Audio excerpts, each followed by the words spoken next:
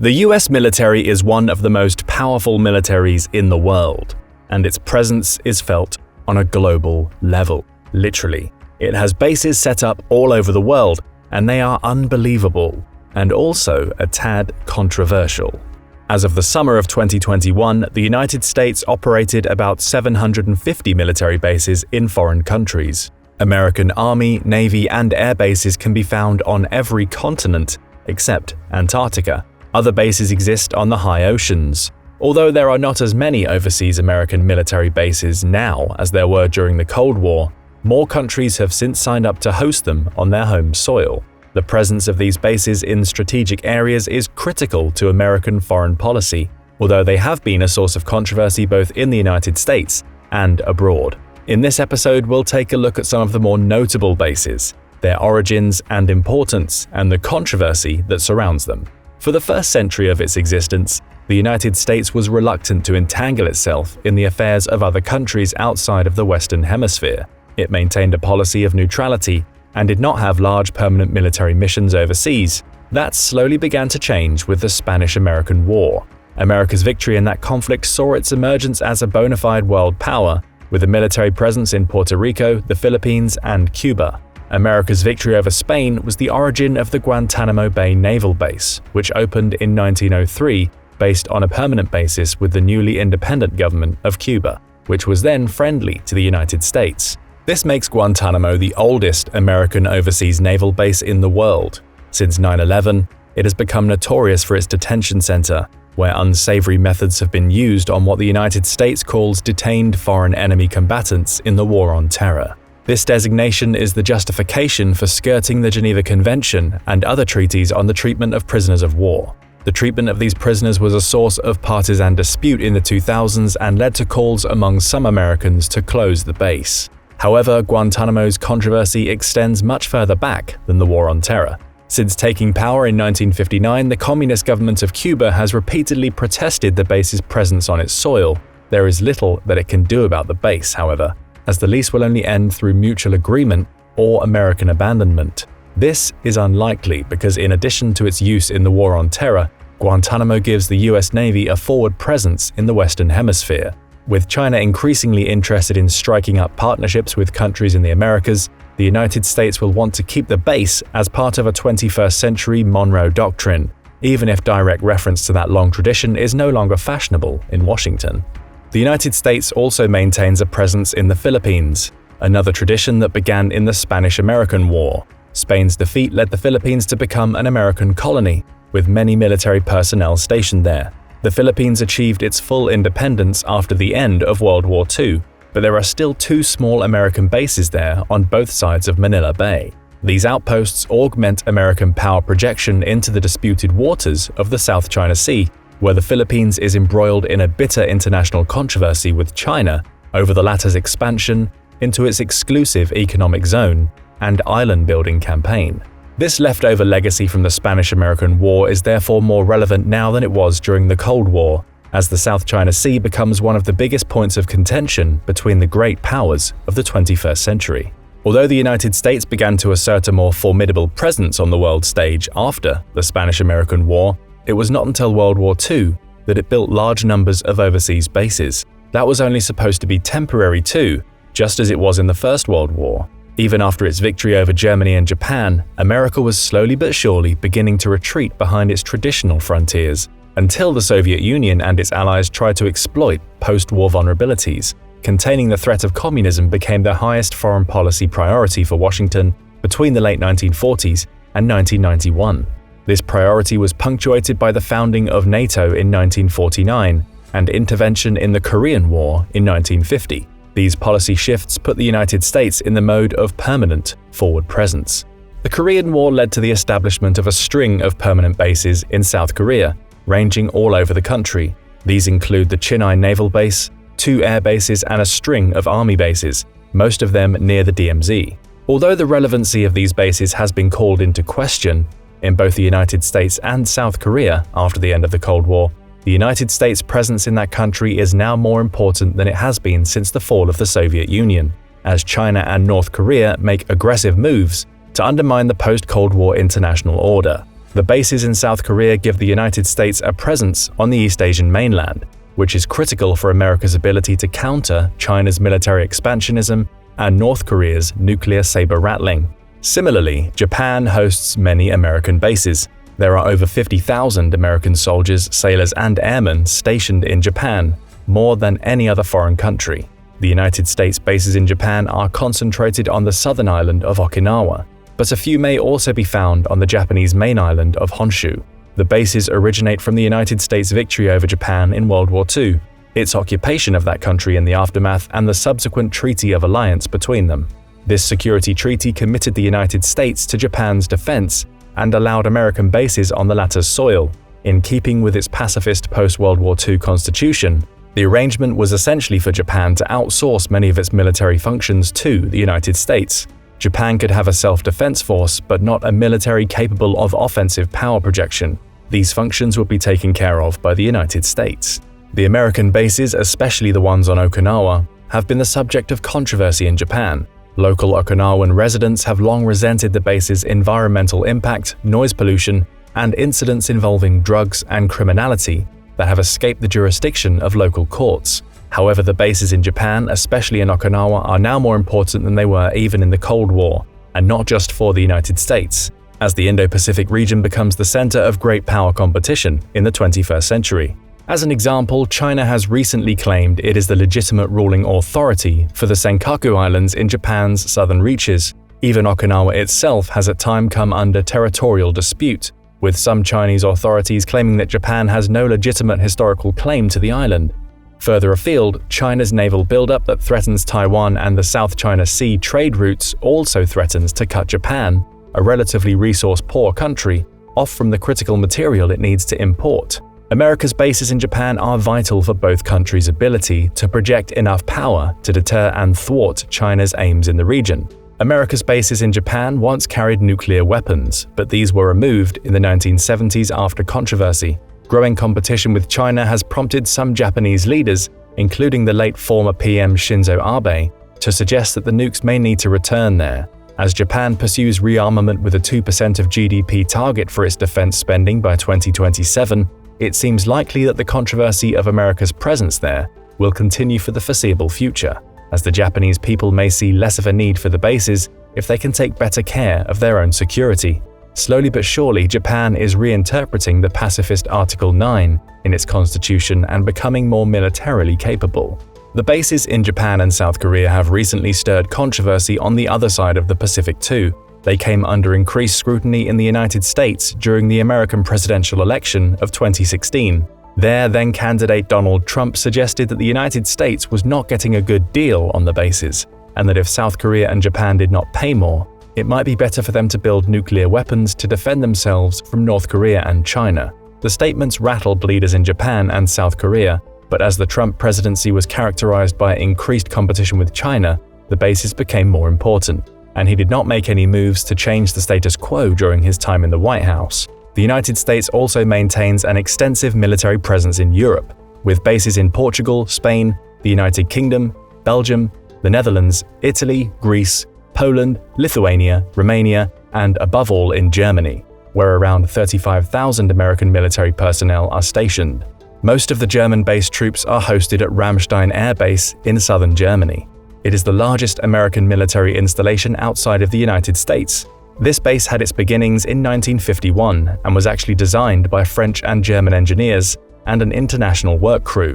The 3,000-acre base was originally a swamp, and the infrastructure needed to be built up by a height of 2 meters for it to be stable. Today, the base not only hosts American troops, but is an important site for many other NATO functions. Ramstein and other bases in Germany began as part of America's occupation of the country after the end of World War II, which is partly why most of them are still in the south of the country, which was the zone the United States was given responsibility for. Germany was at the center of Cold War tensions, making the American bases there more important and permanent.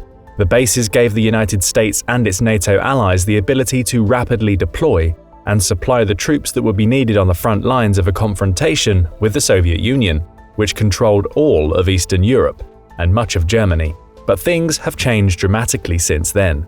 The relevancy of Ramstein and other bases in Germany has been called into question in recent years with NATO's eastward expansion after the end of the Cold War. Many American policymakers on both sides of the political aisle, Donald Trump being the most well-known, have questioned the continued need for these bases, as Germany has persistently and stubbornly fallen short of the NATO mark of spending 2% of its GDP on defense.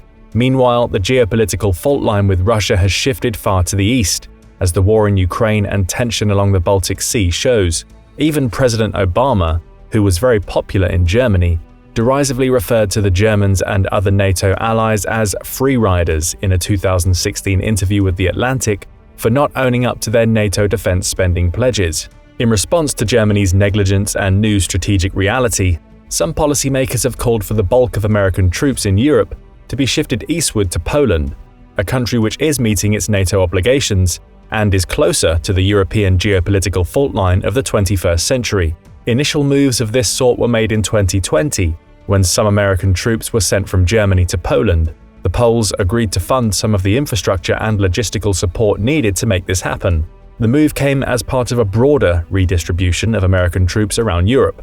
In June of 2020, then-President Trump announced his intention to cut American troops stationed in Germany to 25,000, with a redistribution of about 10,000 of them to bases in Belgium and Italy. After Russia's invasion of Ukraine, Germany announced that it would modernize its military and spend 2% of its GDP on defense, but over a year later the math still does not add up, according to the German Economic Institute, a think tank based in Cologne. In March 2023, Germany put its pledge in writing to show more seriousness. However, there are still skeptics who say they've heard this before. As of the autumn 2020, Greece, the United Kingdom, Romania, Poland, and Lithuania were the NATO countries with American bases on their territory that met the 2% target. Perhaps this is why the bases there are less well known or controversial in the United States. One of the more important bases in the region is Incirlik Air Base in Turkey. The base's official mission is to defend NATO's southern flank. Incirlik originated in 1943, when Allied leaders agreed that a new airbase south of the Turkish capital Ankara should be built. Construction began in 1951, and Turkey joined NATO in 1952.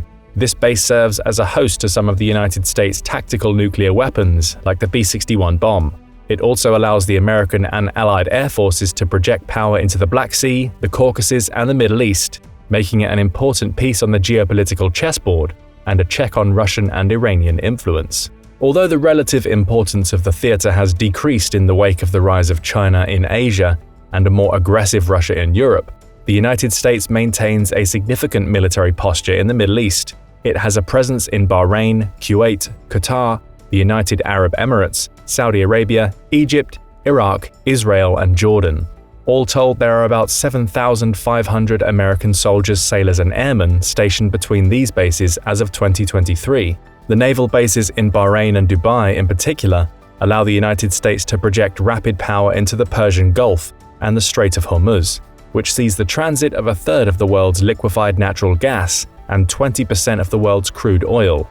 The United States' naval presence there acts as a check on Iran and, in a more extended way, China, since most of the outbound energy products in these waters are on a course for East Asia. The presence of these bases grows further in importance for the United States when it considers that China built its first overseas military base, the People's Liberation Army Support Base in Djibouti, several years ago, and is continuing to expand its capacity. As of 2021, about 2,000 Chinese military personnel were stationed on this base, and it is expanding its capabilities. Although the advent of shale energy has reduced the strategic importance of this oil-producing region for the American energy supply, keeping the waters of the Red Sea and Persian Gulf from drifting too far into China's orbit means that the Middle East will remain an important region for American foreign policy. The United States also operates the Diego Garcia Naval Base jointly with the United Kingdom in the middle of the Indian Ocean. Technically, it is United Kingdom territory. Diego Garcia has its origin in 1814, when the British gained control of it and the atoll it is part of from the French. In 1965, Diego Garcia officially became the British Indian Ocean Territory, and the following year, it was agreed that the United States and Britain would create a joint naval base there. Construction began in 1971. The local inhabitants were expelled from the island as part of this process. The base's mission is to provide critical support to US and allied forces forward deployed to the Indian Ocean, while supporting multi-theater forces operating in the CENTCOM, AFRICOM, EUCOM, and PACCOM areas of responsibilities in support of overseas contingency operations. The mission statement is a bit clunky, but otherwise apt, because Diego Garcia allows the Allies to project power on the crossroads between Africa, South Asia, and Australia. In the event of hostilities, Diego Garcia is another installation which would allow for a rapid deployment to disrupt the ocean-going trade that China depends on.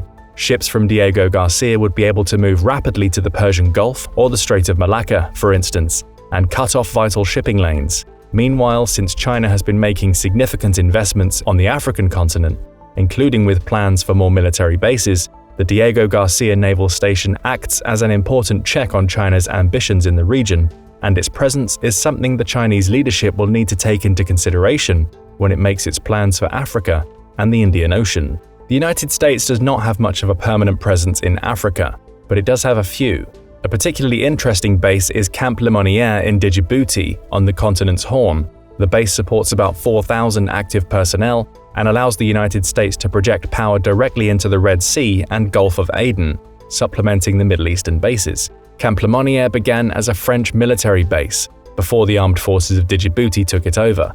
In the early 2000s, the United States established itself there to conduct counter-terrorism operations on the Horn of Africa as part of the Combined Joint Task Force Horn of Africa, CJTF-HOA. Now, as the United States shifts its strategic posture away from the war on terror and toward great power competition, Camp Lemonnier takes on a new importance. As we have also seen, this base is close to China's only overseas base, allowing the United States to more easily monitor and quickly check the activities of its primary strategic competitor. It is another example of an old base being refit for a new purpose. The United States is by far the world's largest military spender, with over $750 billion allotted to its armed forces in 2020. Much of its spending is on the overseas deployments that we've discussed. Overseas military deployments have been a subject of controversy on both sides of the political aisle in the American homeland, especially after the long counterinsurgency campaigns in Iraq and Afghanistan that left the American public war-weary. Many Americans wonder why the United States spends so much money on overseas military commitments instead of taking care of needs in the homeland. This is a tendency that has been strong ever since the foundation of the American body politic, and most famously expressed in George Washington's 1976 farewell address, when he told the nation he wished to steer clear of any permanent alliances with any portion of the foreign world. The United States became the world's unwilling and accidental superpower in World War II, but its founding fathers' words remain a big part of America's psyche. Russia's invasion of Ukraine changed the political chessboard somewhat, as most Americans support arming the Ukrainians and checking Russia's further ambitions in Europe. Most Americans also recognize the dangers China poses, especially in the wake of the COVID-19 pandemic. However, there is still an extreme reluctance for new overseas combat missions by the American military. As America's allies like Japan and Germany pledge that they will rearm and therefore bring their own checks to foreign adversaries like China and Russia, the American overseas bases may be called further into question by people on both sides of the ocean. The American people could feel less of a need for their expense, while those in other countries may feel less of a need for their security presence and the environmental and social costs that come with them.